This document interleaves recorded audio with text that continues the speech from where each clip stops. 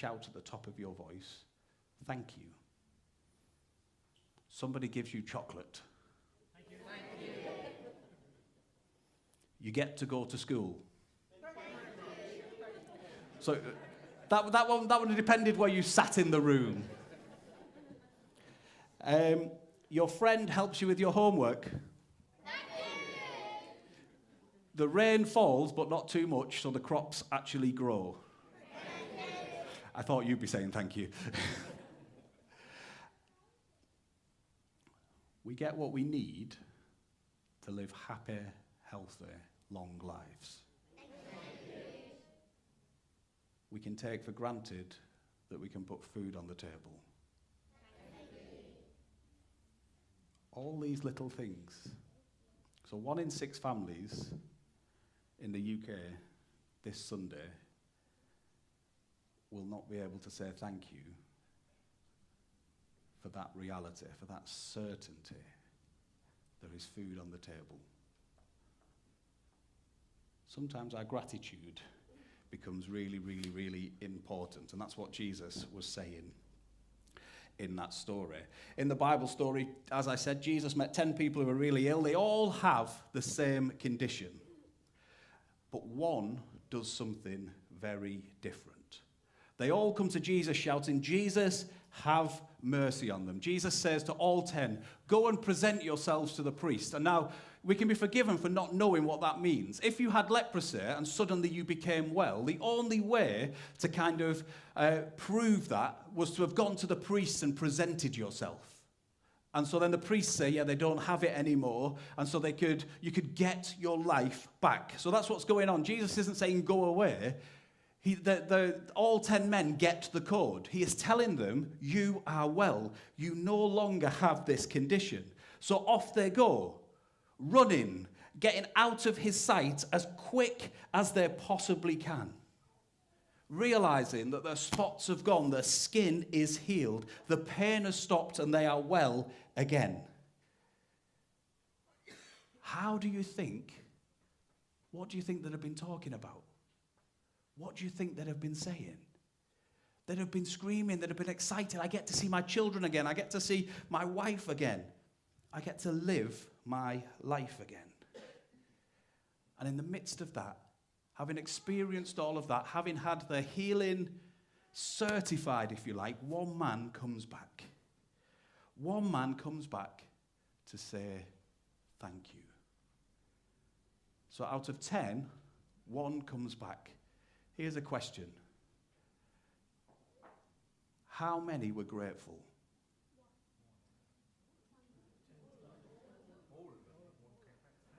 All of them. Here's the truth. Every single one of them men would have been grateful. They have their life back.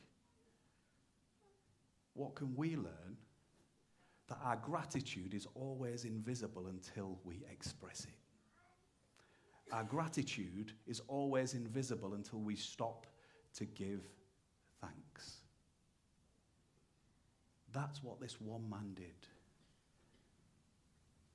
Jesus turns around to this one man and says, you are healed. Literally in the Greek, and I won't bore you with the exact words, you have been made complete.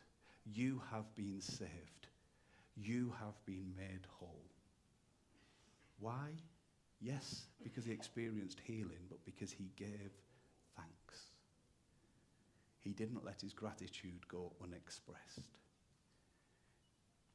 There's a story of a teacher who, perhaps we'll do it, stands at the front of the class. So you've all been inducted into year 4. Actually, Jamie, year 3. Maturity levels.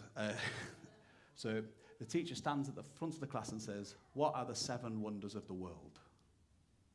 What are the 7 wonders of the world? Pyramids? Hanging Gardens of Babylon? Sorry?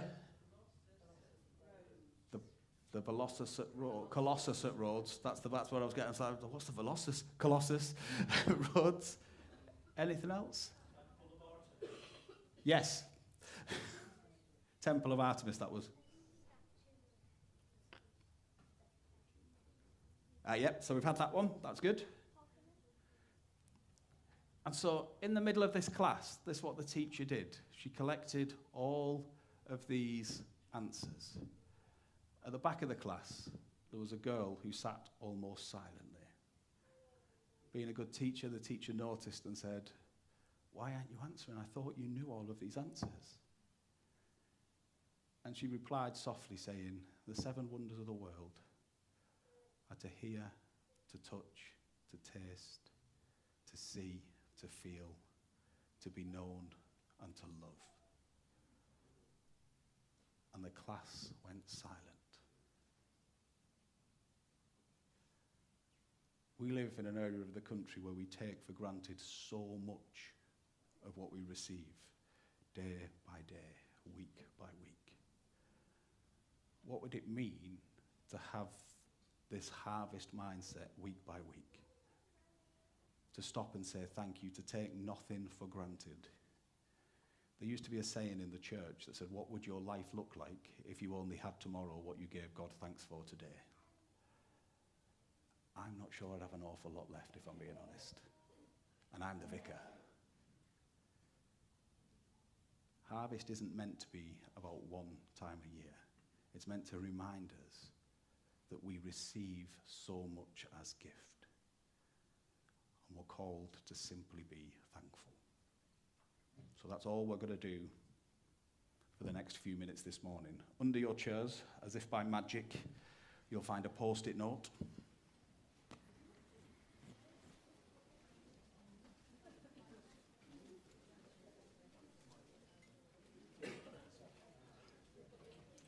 And on that post-it note, the way that we're going to pray today, remember I said all we're going to pray today is we're going to pray and say thank you. There's some pens hanging around as well, kind of at the end of the rows and things you might have to share. And so what I want you to do is just on your own, write what you want to say thank you for.